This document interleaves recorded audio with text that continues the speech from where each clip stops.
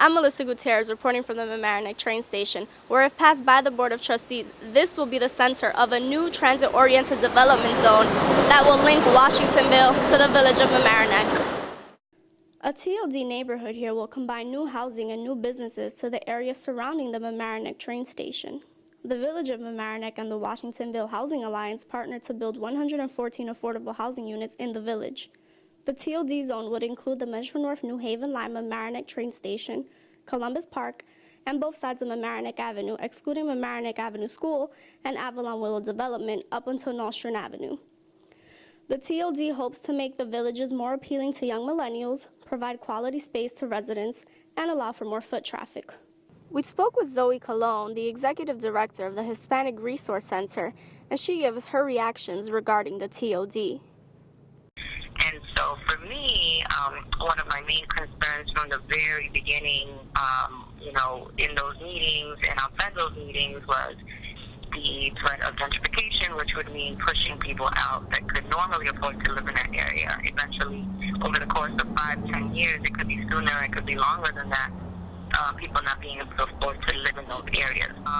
So I think that there are some positives to this, but I think that we also need to ensure that there is mandatory affordable housing attached to it. Otherwise, it won't come naturally. It's just not going to come. I know that there are incentives, but they're not mandatory. And so we're already in a town or a village where there's a huge disparity, right, between high-income families and low-income families, and we don't want to see that continue to widen, that gap to continue to widen. And so I would just be cautious with that, and I think it came up, and I think it was really interesting for me, still learning about what this means for Mamaroneck, hearing about what the environmental impacts could be as well, being one of the top places in Westchester that floods, thinking that they brought up some really interesting things that I hadn't even heard of, and so I think that we need to be taking all of those things into consideration.